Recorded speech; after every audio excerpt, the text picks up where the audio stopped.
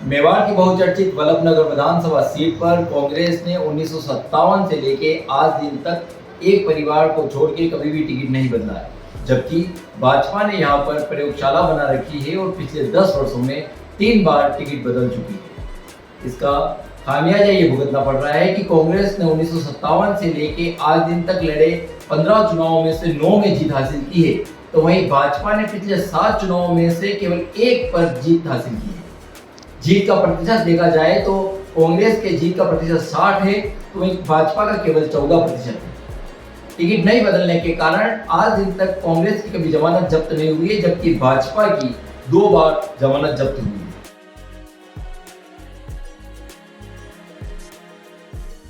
कांग्रेस पिछले 66 वर्ष से लगातार शेखावत परिवार पर विश्वास जताती आ रही है। कांग्रेस ने सबसे पहले 1957 में स्वतंत्रता सेनानी गुलाब सिंह शेखावत को उम्मीदवार बनाया था और जीत हासिल की थी। इसके बाद गुलाब सिंह शेखावत 1962, 1967, 1972, 1977, 1980, 1985, 1990, 1993, 1998 और 2003 के चुनाव में लगातार कांग्रेस के उम्मीदवार रहे।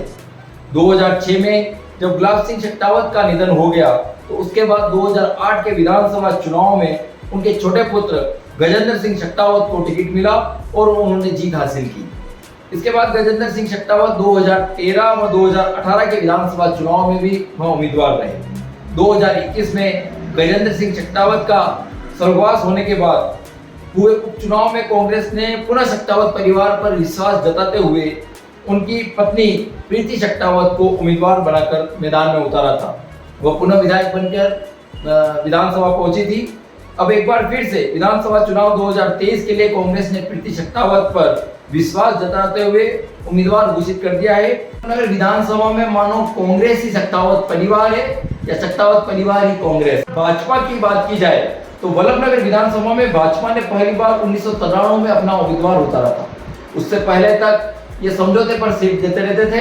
1993 में पहली बार भिंडर के महाराज रणधीर सिंह भिंडर को मैदान में उतारा था और उनको हालांकि फर्स्ट चुनाव में सफलता नहीं लगी थी, लेकिन उसके बाद 1998 के चुनाव में पुनः रणधीर सिंह भिंडर को ही भाजपा ने उम्मीदवार बनाया था, लेकिन वहां पर भी उनको हार झेलनी पड़ी। लेकिन 2003 के विधानसभा चुनाव में मतदाताओं का रुख बदला और भाजपा के रणधीर सिंह भिंडर को रिकॉर्ड, जो आज दिन तक के इतिहास की सबसे बड़ी जीत है, 32,101 मतों से रणधीर सिंह भिंडर जीत हासिल करके विधानसभा पहुंचे थे। ये पहले भाजपा के विधायक थे। इसके बाद 2008 के चुनाव में फिर से रणधीर सिंह भिंडर को ही मैदान में उतारा था, लेकिन उस चुनाव में रणधीर सिंह भिंडर जीत नहीं पाए थे।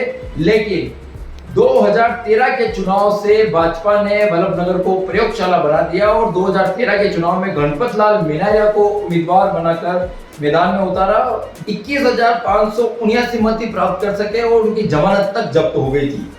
उस चुनाव में निर्दलीय जो भाजपा से बागी हुए थे रणधीर सिंह भिंडर ने चुनाव में जीत हासिल की थी। उसके बाद 2018 के विधानसभा चुनाव में पुनः टिकट बदलकर उदयलाल डांगी को टिकट दे दिया था। उदयलाल डांगी 46,667 मत लेके आए और तीसरे नंबर पर रहे थे, लेकिन यहाँ पर भी भाजपा को हार का सामना करना पड़ा। इसके बाद हुए 2021 के उपचुनाव में पुनः टिकट बदल दिया गया और इस बार टिकट दिया गया हिम्मत सिंह जाला को। और हिम्मत सिंह जाला आज दिन तक के वल्लभनगर के भाजपा के उम्मीदवारों के इतिहास में सबसे कम मत लेके आए, केवल 21,433 मत लेकर आए और उनकी जमानत तक जब्त हुई।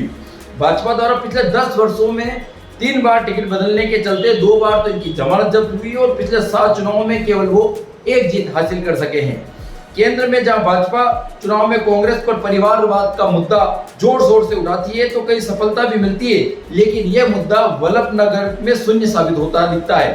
यहाँ कांग्रेस पिछले 66 वर्षों में लगातार एक ही परिवार के सदस्यों को उम्मीदवार बनाती आ रही है और कांग्रेस जीत भी हासिल करती आ रही है। वहीं भाजपा लगातार प्रयोगशाला के तौर पर टिकट बदल के जमानत जब्त करवा रही है। अब देखना दिलचस्प होगा कि इस बार भाजपा जमानत जब्त प्रत्याशी पर पुनः मौका देने की सोचती है या फिर से इस बार टिकट बदलकर जीत के लिए कोई नया फॉर्मूला अपनाएगी। वातांजलि मीडिया के लिए महेंद्र राठौड़ की रिपोर्ट।